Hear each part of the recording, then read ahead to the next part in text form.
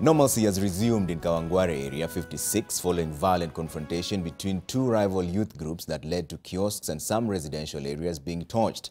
Earlier on, police engaged protesting youth in running battles as shops remained closed for long hours during the day. NTV's Seth Olale with the latest update from Dagoretti North Constituency. Residents in Kawangware fear retaliatory attacks after some youth set ablaze kiosks and semi-permanent residential structures in Congo area. It took the effort of at least 4 fully loaded firefighting engines to completely contain the huge fire. Dozens of anti-riot police officers arrived at the scene and quickly cordoned off the area to prevent looters from taking advantage of the situation. Residents who were returning from work were caught unawares and had to wait until the situation was fully contained before being allowed to proceed to their homes. There was total blackout in the entire Kawangware area shortly after 7 p.m., raising more panic among residents who claimed that rival groups were planning to stage a door-to-door attack on locals.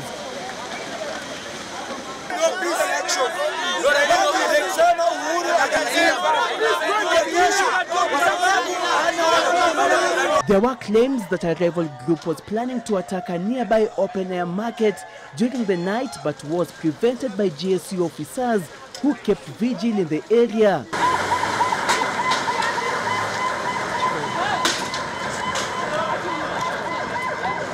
Earlier on, police engaged protesting youth in running battles in Area 56.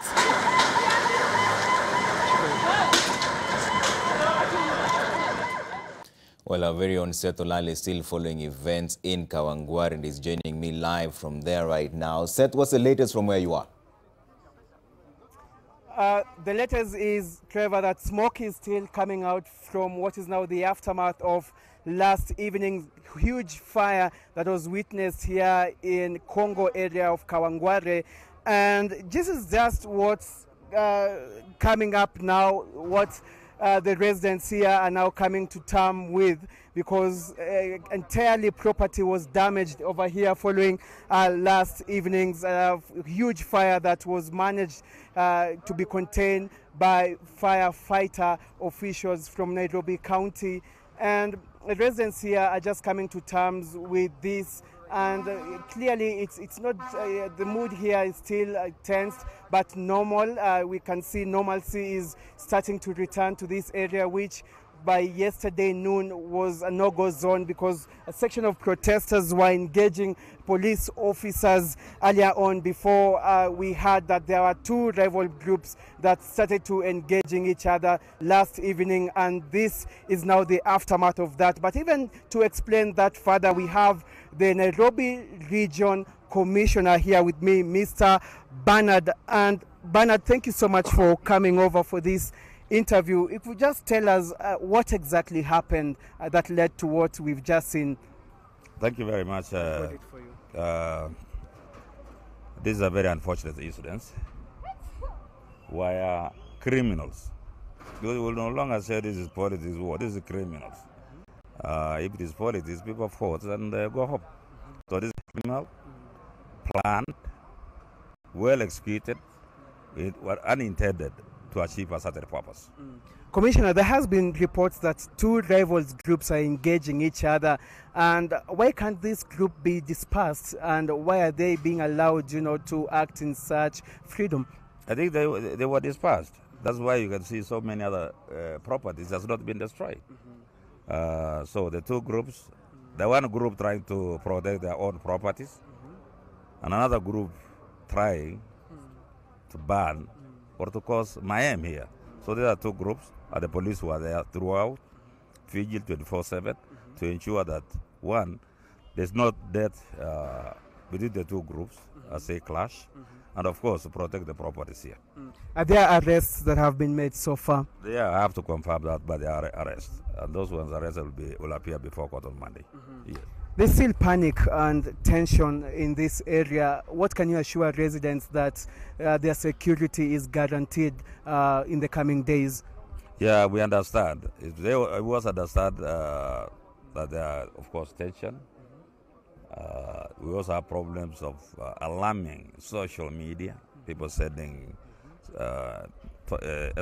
short messages to others that Dagoretti is banning, Kawangware is banning, but it's isolated areas like Congo here.